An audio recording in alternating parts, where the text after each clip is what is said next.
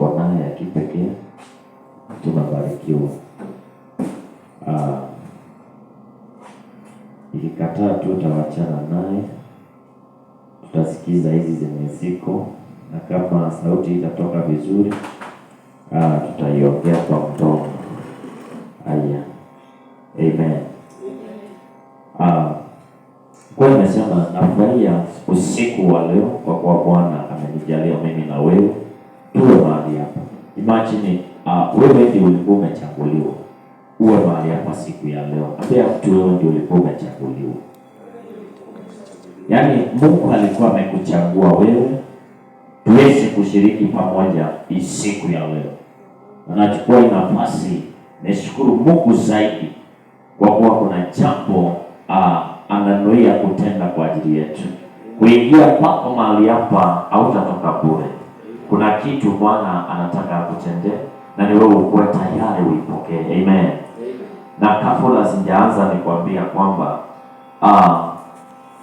itakuwa muhimu zaidi kama utaishi kwa neno. Amen. Itakuwa ya baraka zaidi kama utakubali kuishi kwa neno. Ni kwa neno tu. Wajua mara mingi tumefanya kutembea na neno, lakini Mungu anataka tuishi kwa neno. Jinsi vile neno nasema uishi hivyo. Yaani wewe iwe tu, yaani kuishi kwako kuwe ndio neno. Amen. Sijui kama hiyo lugha inapatikana vizuri. Yaani venye unaishi iwe ndio neno. Yaani haya maisha yako yawe ndio neno. Amen. Mungu ni mwema zaidi. Nataka tuingie katika mafunzo ya siku ya leo. Tutajaribu niwe mwepesi kidogo na natumai tutabarikiwa zaidi. Amen. Sababu Bwana anatupenda zaidi ya yote. Mimi natambua ananipenda. Sijui kwako ni vipi, lakini kwako ananipenda. Tunaendelea kuongea kuhusu mambo ya wisdom, mambo tu ya hekima. Sababu hekima peke yake ndio itaweza kutubadilisha. Mkristo ambaye anatembea ndani ya hekima, neno la Bwana amefanya ikawa sehemu yake. Amen. Mkristo mwenye anatembea na hekima amefanya neno la Bwana kukuwa ndio maisha yake. So tunazidi tu kuongea kuhusu hekima kila kuchao, na kila jioni tutazidi kuongea hekima kwa sababu hilo ndio tunahitaji. Amen. Nataka tufungue kwa pamoja katika kitabu cha Joshua 1, na mwenye atafika atusomee mstari wa 6 mpaka wa 9. Hiyo ndio our main verse of today. Tunapoingia mwezi ingine ya kipekee, tunapovuka kuingia mahali pengine, kuna mambo yanatajwa pale, na ndio nataka yawe mafunzo yetu ya siku ya leo, mafunzo ambayo itatusaidia pakubwa sana. Joshua 1:6-9. Yes. Uwe hodari na moyo wa shujaa. Nataka haya maneno uyatawanishe tu vizuri. Uwe hodari. Yes. Na moyo wa ushujaa. Na moyo wa ushujaa. Maana ni wewe utakayewaridhisha watu wa nchi hii niliyowapa baba zao. Yes. Na kwamba nitawapa.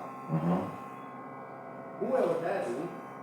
Inarudiwa tena. Uwe hodari tu na ushujaa mwingi. Na ushujaa mwingi. Uangalie kutenda sawasawa na sheria yote aliyokuamuru Musa mtumishi wangu. Amen. Usiache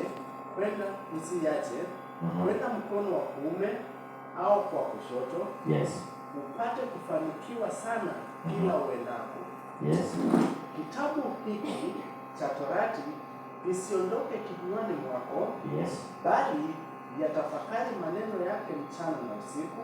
Yes. Upate kuangalia kutenda sawasawa na maneno yote yaliyoandikwa humo.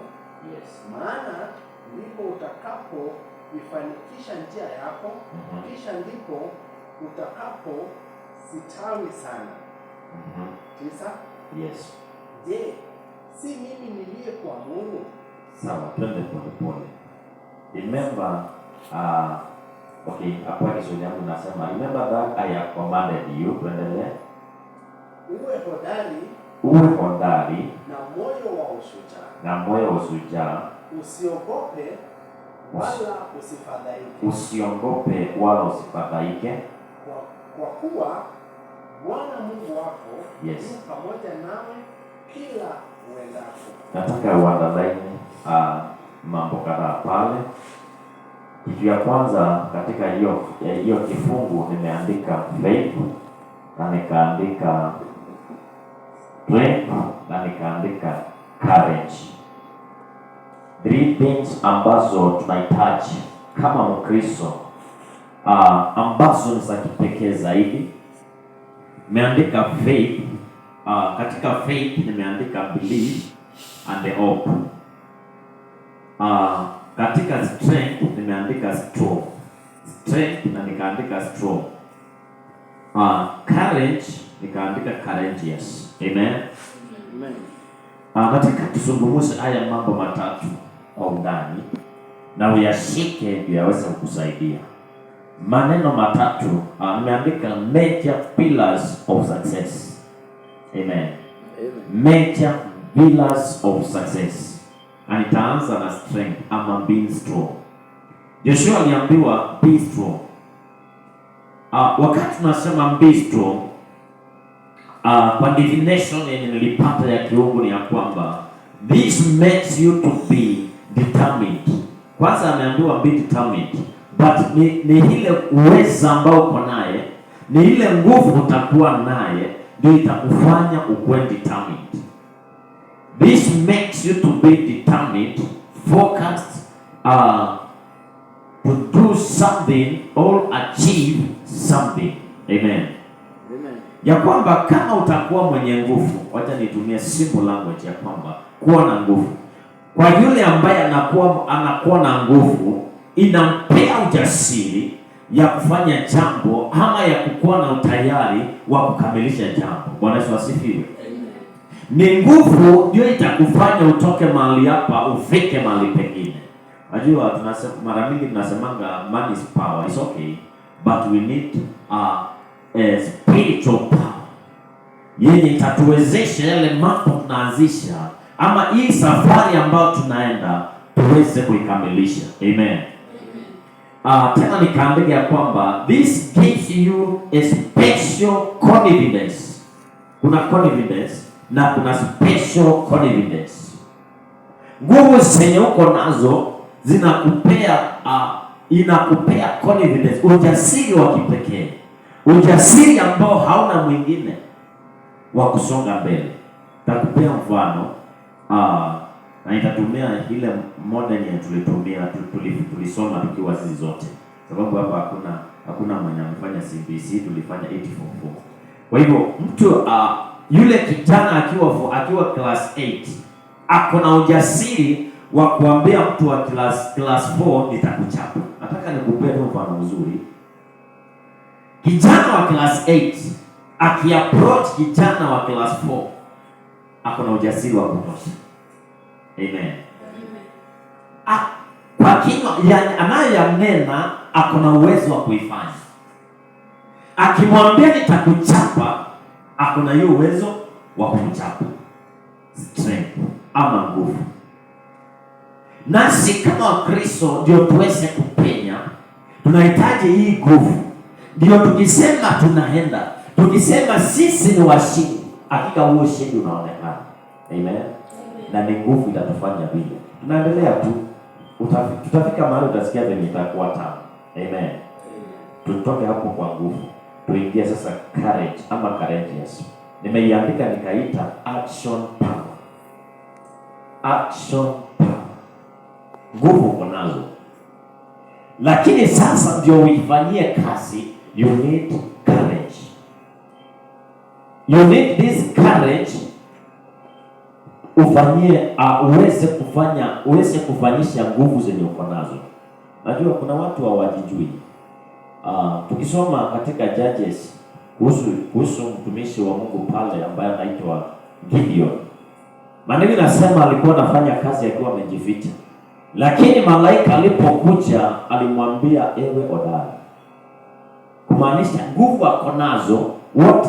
Chenye amekosa ni courage, amekosa hiyo ujasiri wa kuamka na kusema sasa I will do it. Amekosa huo ujasiri wa kusimama kwa Midiani na kuambia sasa tukabiliane. Tukimaliza hii passages, hii masomo ya leo, kuna mambo yatakuwa yamebadilika ndani yetu. Sisi tuko na nguvu, na nguvu yenye tuko naye ni wokovu. Bwana Yesu asifiwe. Tuko na nguvu ya wokovu, na ndiposa tuko mahali hapa. Now we need to build a courage ya kufanyisha huo wokovu wenye tuko nao kazi. Ni courage utakuwa naye ndio uweze kusimama useme, na neno la Bwana linasema hivyo. Unajua kuna wahubiri wamekosa tu courage. Bwana ameweka hiyo mbegu ndani yako, Mungu ameweka hiyo kibali ndani yako, lakini umekosa tu hiyo ujasiri wa kusimama na kusema sasa this is the way. Kuna watu wamefinyiliwa kwa kukosa courage ya kusimama apigane vita. Na tujue sisi tuko katika vita. Waefeso inatuambia hivyo. Inatuambia sisi tuko katika vita. Kuna watu wamekosa hiyo courage ya hiyo vita. Umekaliwa na mambo ambayo wewe hata mwenyewe hukuhusika. Ni vitu zilifanyika hata ukiwa hauyupo, lakini zimekukalia. Nasema na nikijaribu, si ujaribu kwanza. Bwana Yesu asifiwe. We need to have courage. We need to have courage, the action power. Natazama naona hapa tutasoma mingi, lakini Daudi kusimama na kusema I'm coming to you with the power of the Christ. By the power of God I'm coming to you. You are coming to me with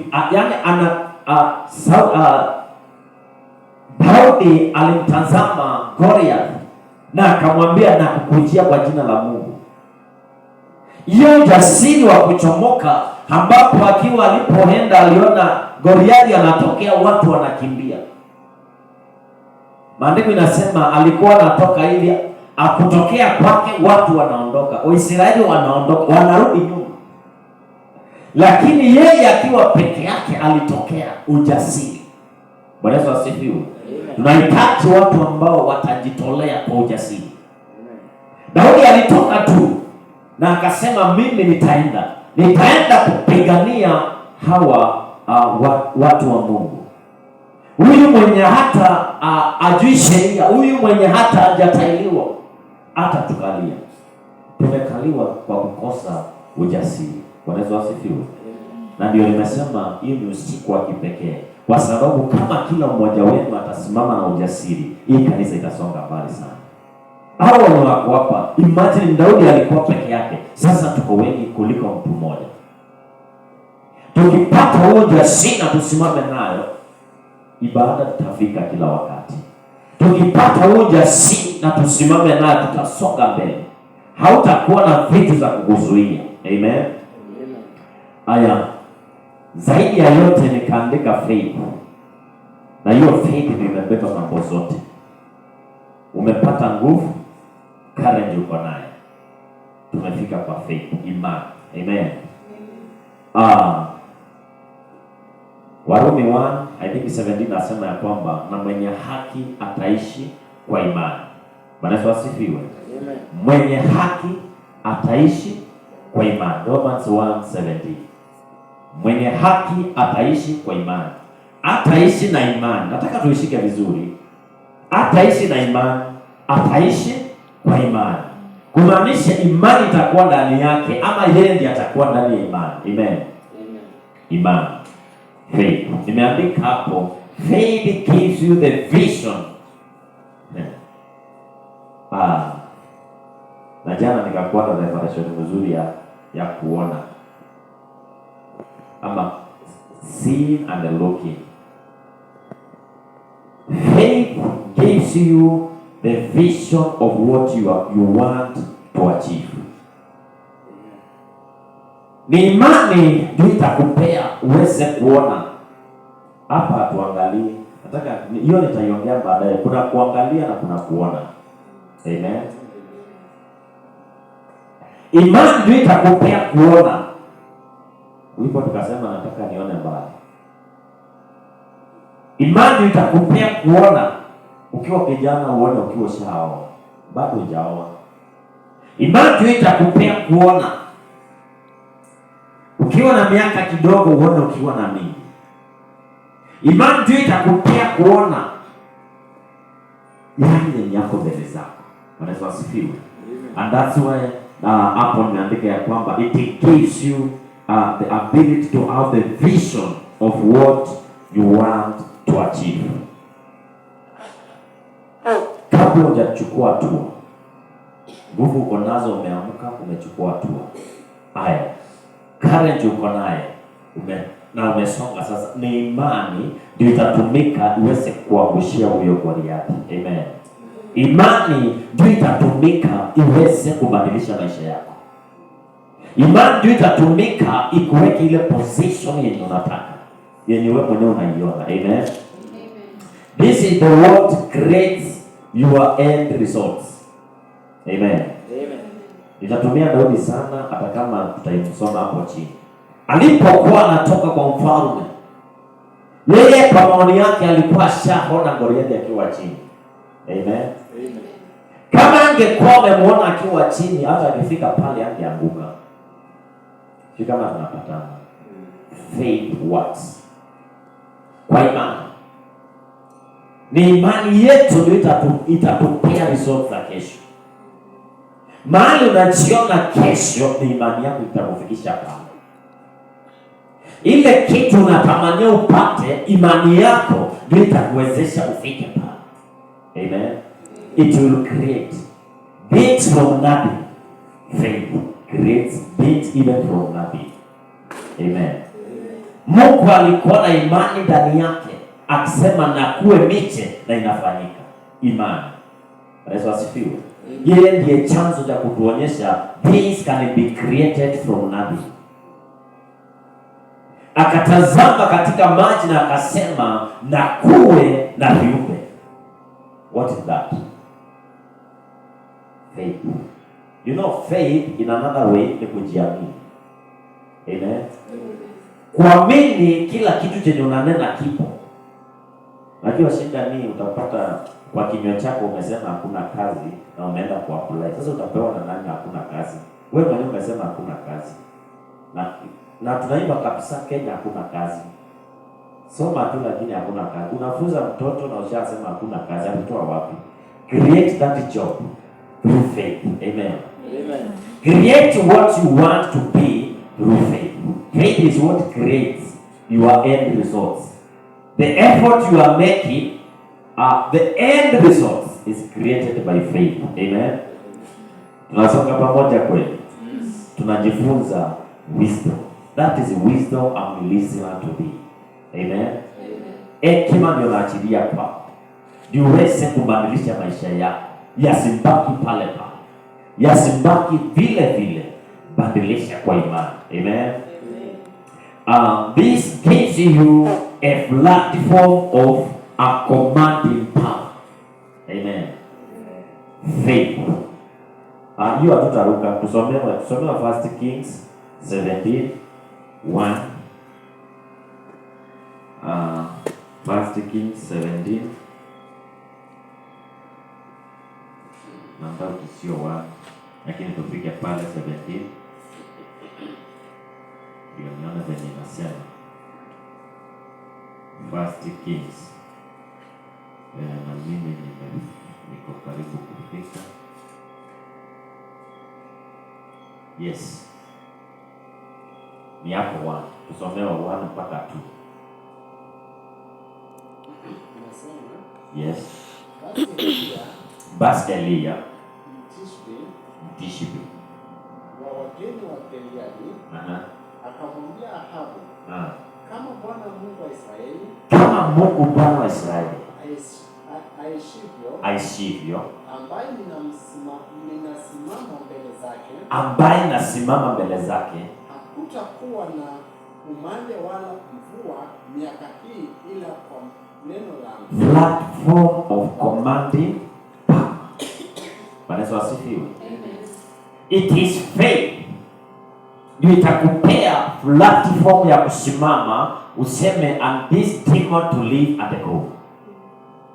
It is faith itakupea platform ya kusimama na kusema I and the poverty we are not brothers. Amen. Imani tu ndio itakupea position ya kusimama, commanding power. Na yona pale hiyo mstari tu peke yake imebeba mambo hayo matatu tu yenye tumesema mahali pale. Elijah akawa na nguvu, akasimama kwa nguvu na akawa na courage. Nataka tuchukue haya mambo yakiwa simple na tuyameze vizuri, na naomba sana Roho Mtakatifu akusaidie, hata kama sitaiweka vile inavyopaswa, lakini aiweke kwako vyema. Amen. Ikupee mfunuo mwingine hata zaidi yenye niko naye kuhusu ya maandiko. Amen. Ya kwamba Elijah amesimama, ametazama ile uovu inafanyika, ametazama vile mambo yamebadilika ya uovu, akawa na nguvu ya kusimama. Sikukuwe na mtu atakuwa na nguvu ya kusimama. Akasimama na akawa na ujasiri yenye tumenena. Nani sasa hapa? Tukisimamisha chief pale kuna mtu anaenda kumwongelesha. Na ni chief tu. Wenye tuko tu hapa. Anashindwa kuongelesha chief. Hivyo ikwambia kijana kuja. Naanza kutetemeka. Na ni chief. Lakini Elijah courageous man akasimama. Ndio kuna mahali nasema Elijah was a man. Kama ukiipata utakusomea. Elijah was a man. Biblia nyingine nasema Elias was a man. Like us. So ndio tuone kwa ujasiri akasimama akamwambia mfalme, sikiza sasa. Kwa ujasiri akiwa amesimama mbele ya mfalme, commanding power ikakuja. Amen. I need us to have that commanding power even in our families. Wherever you will be, by the faith, that commanding power iwe pamoja na wewe. Imagine unaweza simama kwa watu wengi katika kazi yenye unafanya, kwa kampuni yenu, na ukiongea kila mtu anyamaze. Kila mtu anyamaze ukiongea. Amen. I've exercised it. Na nimeona ikifanya kazi. Commanding power. Unajua commanding power si ile ya kusema nimesema. Sio hiyo. Ni maneno yenye yako na power ndani yake. Maneno yenye inashika mawazo ya watu. Mfalme amesimama, anasikiza akiambiwa na hakutakuwa na mvua, na ikafanyika hivyo. Amen. Hiyo drought ikajengwa, ikakuwa created, yenye iko imepangwa, lakini kwa imani ikapatikana. Na wakati ulipofika kwa imani tu, akarudi kwa magoti. Amen. Na mvua ikapatikana. Na hiyo imani tunaona ya kwamba anatuma mtumishi wake, anamwambia kwenda angalia kumekuwa nini. Anaambiwa ni blue sky. Anarudi tena ni blue sky. Anarudi tena tumeona blue sky. Mpaka ya 7 imani. Akaambiwa nimeona kawingu kenye kanatoshana na mkono. Imani akajua I've already created. Amen. Let us create. Amen. We need to create our lives. We need to create our ways. We need to create even our ministries. Bwana wasifiwe. Najua sasa shida tunangoja tujengewe. Zingine ni wewe utajiumbia. Amen. Zingine ni wewe utatafuta mahali zitatoka sikuje. Wewe ndio utatengeneza hiyo tena ambayo unataka. You have that power to create it. Elias was a man. Alijenga mvua ikakuja, na yeye kwa imani alipoambiwa tumeona kakingaja, akajua that is the rain, na akaondoka kwa imani, akakimbia akaenda. Lakini sasa hata kama tunaambiwa dalili ya mvua ni mawingu, wewe unachungulia tu, kuna kitu ni kama hakuna, na unataka ukisema hakuna, imani inashuka. Bwana asifiwe. Tunatembea kweli. Angalia mwenye karibu na wao, mwambie tunasonga. Usiingize tu kidogo kwa heshima. Na muangalie tu kwa heshima. Faith. This This is the key, a key determinant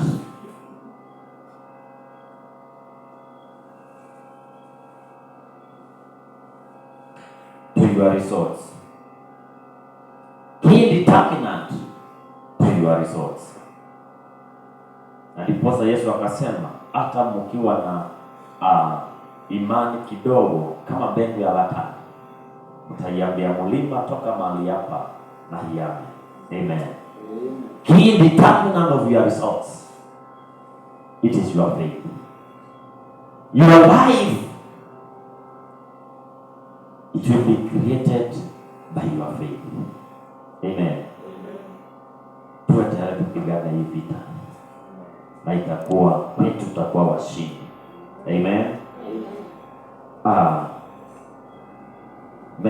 Nitarudia niseme this gives you the vision.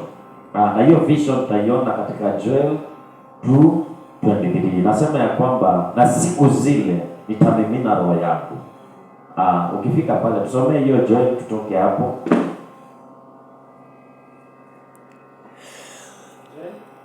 Joel 2:28.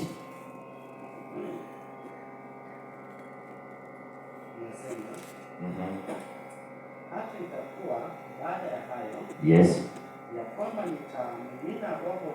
nitamimina roho yangu juu ya wote wenye mwili, na wana wenu, yes, waume kwa wake, yes, watatabiri, wazee wenu wataota ndoto, sawa, wazee wenu wataota ndoto, na vijana wenu wataona maono. Vijana wenu wataona maono. Amen. It is by faith that will make you to see the vision ahead of you and to interpret it well. Amen. Niweze kuitazama na useme nimeona hili, na uikubalie limefanyika. Ni imani itakuwezesha. Imani yako ndio determinant factor of your life. Amen. Mama Heli, imani yako ndio determinant factor of your family. Imani yako ndio itakupeleka mbali. Amen. Is the key. Aya, sasa nataka tusome maandiko vizuri ndio tuone haya mambo matatu venye yamefanya kazi, na ndio wewe uipate na utembee naye. Hatutasoma mingi. Nataka tufungue kwa pamoja katika 1 Samuel 17, 1 Samuel 17 45 and 46.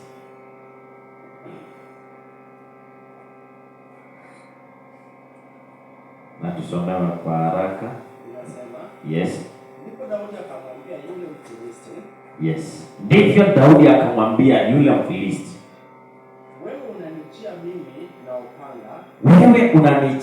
mimi na upanga, na fumo na mkuki, bali mimi nakukujia wewe kwa jina la Bwana wa majeshi, haleluya, Mungu wa majeshi, yes, ya Israeli, uliowakutana.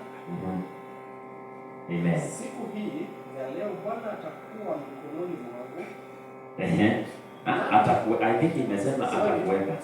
Siku hii ya leo Bwana atakuua mikononi mwangu, nami nitakupiga na kukuendelea. Si utulie, twende tu pole pole.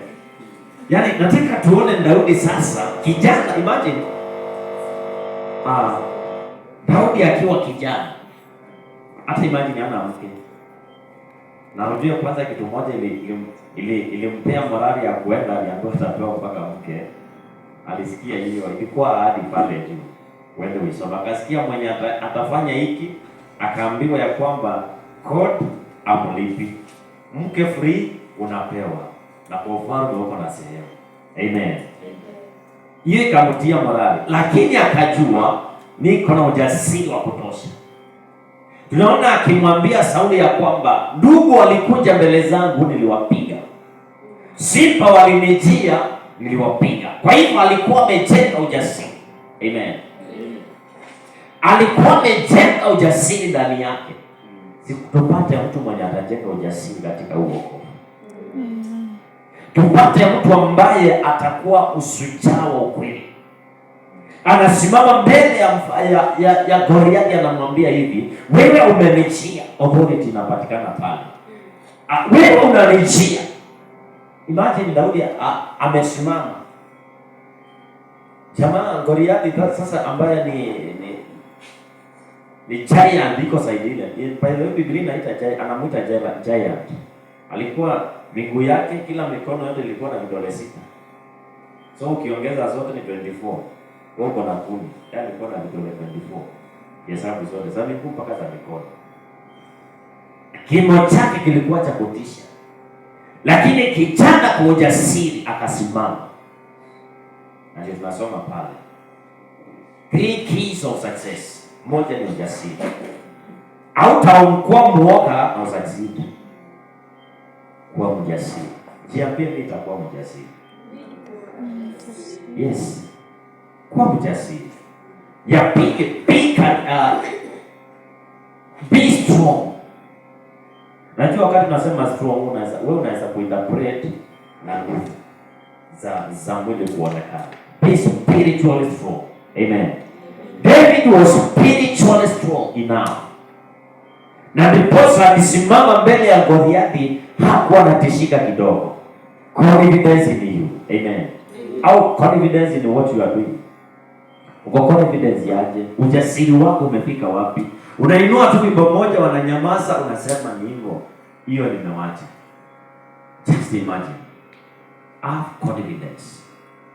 Daudi alisimama kwa confidence, kwa ujasiri, kwa ushupavu. Akamwambia nitakukabiliana na wewe. Hata hakutaka wengine. Unajua tumekosa kubarikiwa kwa sababu tunataka backup. Amen. Kuna heri zenye asihitaji backup. Inahitaji wewe na imani yako na Mungu wako. Nataka backup ati aango atafanya. Toa hayo mawazo na ukuwe mjasiri kivyako. Amen. Ukuwe mwenye nguvu. Usimame kwa ujasiri. Amen. Daudi alisimama pale. Wengine wako huko nyuma wakiangalia. Akamwambia kwamba Mungu leo, na ndio nimesema faith creates the results. Yaani kabla halikuwa shaona hili nimemaliza. Amen. Mara ngapi umekuja kuombea kitu lakini unaona ni kama iwezekana? Ondoa your doubt. Amen. The spirit of doubt is kicked out by courage. Hautatoka hivi ukienda na ukwe kuna hiyo roho inakuongelesha ndani yako, siwezi. Hauwezi pia. Amen. Amen. Daudi akasimama akasema, Mungu atakuua mikononi mwangu. Sasa tusome hapo naye atafanya nini? This day the Lord will deliver you into my hands. Yes. Uzuri sasa hiyo Kiingereza ndio nataka. Na kuna Kiswahili nasema atakupeana mikononi mwangu. This day the Lord will deliver you. And I will strike you. I will strike you. And take your head from you. Jesus. And take your head from you. Yaani ashapanga yote yako naye. Bwana Yesu asifiwe. Mara ngapi umekuja kuomba upate kazi na hata haujatengeneza CV? Amen. Unaomba upate kazi, hujatengeneza CV. Itatoka wapi? Kuwa tayari. Yaani have the end result. Imagine sisi tuko na mfano wa Mungu. Na maandiko inasema ya kwamba yeye anaona mwisho, anaona mwanzo akiwa amesimama mwisho. Bwana Yesu asifiwe. Daudi akitoka alikuwa shaona Goliathi amekufa.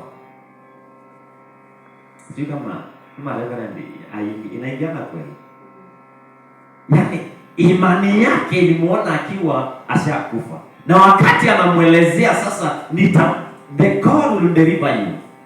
Yaani ashamuona akiwa ameletwa, amshamkatakata, kichwa ashachukua. Ni nini sasa itazuia huyo? Ukiapproach Mungu kuna hiyo design. Ataona ujasiri yako, ataona how capable you are, na ataachilia chenye unataka. Amen. Amen. Najua sasa shida ni ile vitu zingine tunaomba na hatujajipanga penye tutafanya. Kuja kwa Mungu jeni. Ukiwa umeandika sasa harusi ni Januari. Huyo mwenye namwambia sasa kila kitu umepanga. Amen. Yaani ukiwa ushamaliza mpaka ushaanza kujua venye utamaji. Daudi alikuwa ashajua hii kitu anaenda naye. Anarudisha. Yaani he was very confident.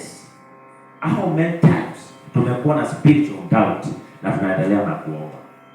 Unless we kick out that spiritual doubt inside us, kuna vitu hatutapata. David was doubtless. Sijui kama kuna Kiingereza inasema hivyo. Doubtless. Na ndipo unaona anapewa nafasi na mfalme anaambiwa falia. Anafalia anasimama hivi anasema hii hataweka ku. Mimi najua venye naendanga. I will go the way I go. Amen. I will approach that man the way I approach the lion. I will beat that man the way I beat the wild beast. Amen. Yaani akiwa shajijenga ndani yake. Siwapenda tujijenge. Hiyo siku ni usiku yetu tujijenge. Autu tu vitisho kidogo kidogo. Amen. Ilikuwa kubwa kwa Israeli. Lakini Daudi aliona ikiwa kidogo. Alitazama akajua huyu mtu ana Mungu. Imagine uko na Mungu. Pastor Amos uko na Mungu. Mungu uko naye. Na mpaka akakuja tukapewa jina lingine Emmanuel, God with us. So ako na sisi. Daudi alitambua hii akajua these people they have no God. But us, Israel, we are the chosen generation. We are the chosen nation. Tutadharauliwa aje? Amen. Na akasimama akaondoka. Naomba kutapatikana mtu ambaye atasimama na aondoke kwa ajili ya Injili. Amen. Atasimama na aondoke kwa ajili ya kupigania hata huu mochi wokovu ifike mahali ambapo hujafika. Kwa ujasiri, kwa kujitoa. Kitu ya kwanza uwe na nguvu za kiroho. Amen. Ya pili, remove doubt in you. Najua sasa saa zingine inatupiga chenga, unasema na wote nisimamishe huko msichana nimpe Injili. Na unaanza kujiuliza kama nitukana. Si kwanza umpe Injili ya kutukana yakiwa ushampe Injili. Naye pale tumeambiwa kwamba faith brings the power of command. Utakapoanza hivi kama umesimama kwa ujasiri, utakapomwanzisha hiyo story ya wokovu, hatakuwa na hamu ya kusikiza. Listen being you have the power and you have the commanding power in you. Amen. Amen. Atasikiza. So tuwe tayari. Amen. Amen. Nataka tusome maybe mstari mwingine pale moja. Na ujisomee mingi pale wewe. Tufungue pamoja katika kitabu cha Daniel chapter 3 tuanze verse 16. Daniel 3 verse 16.